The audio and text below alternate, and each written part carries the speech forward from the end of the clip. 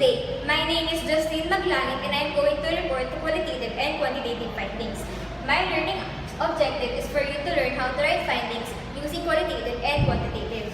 So, a quick recap from the previous reporter, the step 1 in writing the findings is to search for methods on gathering preliminary data. Step 2 is categorizing, step 3 is differentiating, and lastly, step 4, writing the findings in a factual and objective manner. In order to be effective in writing the findings, one must know the difference between the qualitative and quantitative data. Qualitative data refers to a measurement expressed by means of a natural language descriptions. There are numerous ways in gathering information, but the most used methods in gathering qualitative are in-depth interview, focus group discussions, and observations. Quantitative data, on the other hand, refers to the measures of values or counts and are expressed in numbers. In a bullet form, write the results of your analysis of the qualitative and quantitative findings you have gathered. Here are the qualitative findings on Pingping restaurants and restaurants. This is mostly according to the reviews and the proponent's observation.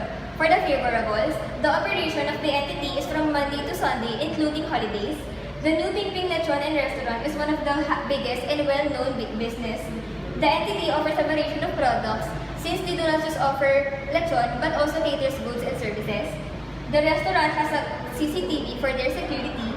The owner of the entity is open for assessing their financial statements. And lastly, the entity has a good credit standard and this is based from their interview with the owner. For the unfavorables, this is mainly according to the proponent's observation. First is that the entity has only 2 branches that are near to each other. The ordering transaction only includes through phone calls and personal orderings. The entity does not have an advertisement to endorse their product, and there are a lot of competitors in the area since it is the lechon capital of the Philippines. For the quantitative findings on Pingping Lechon and Restaurant, on favorable starting on profitability, increasing net sales and increasing gross profit, since the company's net sales and gross profit is continuously increasing for the past 5 years. On solvency, small percentage of liabilities, highly financed by equity than in debt, and this implies that they have a low chance of being in debt. Total equity was overpowered, that is total liabilities, since a large portion of their owner's equity is financing in total assets. For the unfavorable on profitability, poor profitability for the past 5 years, the entity's net profit margin has a downtrend since the cost covers more than half of the revenues made, inefficient return on the capital invested by the shareholders, inefficient in generating sales from assets, since the increase in assets is greater than the increase in profit.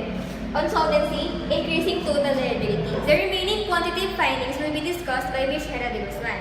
So, in a nutshell, qualitative findings is based from the gathered information from the company itself, and the quantitative findings is based from the analysis of the computed ratios from the financial statements. That's all. Thank you.